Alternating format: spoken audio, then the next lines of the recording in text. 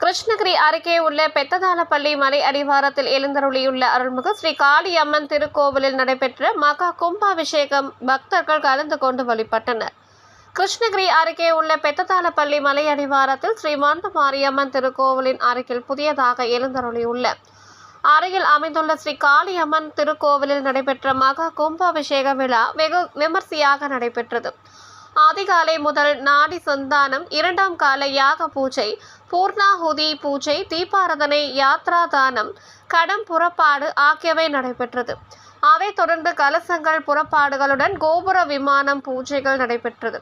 இதனைத் தொடர்ந்து கோபுர கலசங்களுக்கு புண்ணிய நதிகளில் இருந்து எடுத்து வரப்பட்ட தண்ணீரை கோபுர கலசங்களுக்கு சிவாச்சாரியார்கள் வேத மந்திரங்களுக்கு இடையே மகா கும்பாபிஷேக கலசத்தினை தண்ணீர் உள்ள மகா கும்பாபிஷேகம் செய்தனர்.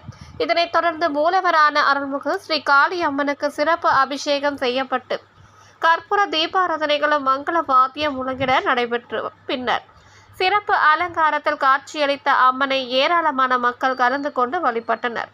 பின்னர் இந்த கும்பாபிஷேகத்தில் கலந்து கொண்ட அனைத்து பக்தர்களுக்கும் அன்னதானமும் வழங்கப்பட்டது. இந்த விழாவிற்கான ஏற்பாடுகளை ஊர் கவுண்டர் முனிராஜ், மந்திரி கவுண்டர் செல்வம், சின்ன கவுண்டர் பழனி, கணக்கு பிள்ளை பழனி உள்ளிட்ட பெத்ததாளப்பள்ளி கிராம மக்களும் சிறப்பாக செய்திருந்தனர். தொடர்ந்து 48 நாட்களும் மண்டல பூஜைகளும் தினமும் நடைபெற உள்ளன.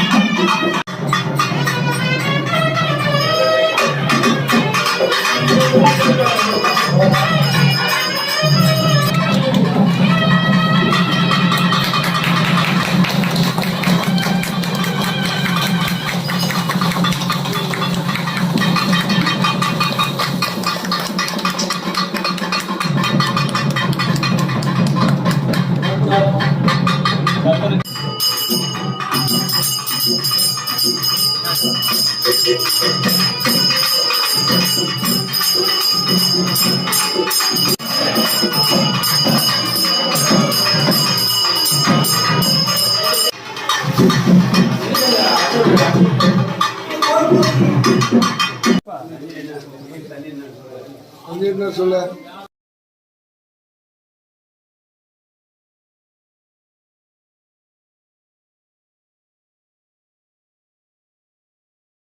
உங்கள் தேடல் நியூஸ் சேனலை லைக் பண்ணுங்க, ஷேர் பண்ணுங்க, கமெண்ட் பண்ணுங்க, ஆல் பெல் பட்டனை கிளிக் பண்ணுங்க, மறக்காம சப்ஸ்கிரைப் பண்ணுங்க.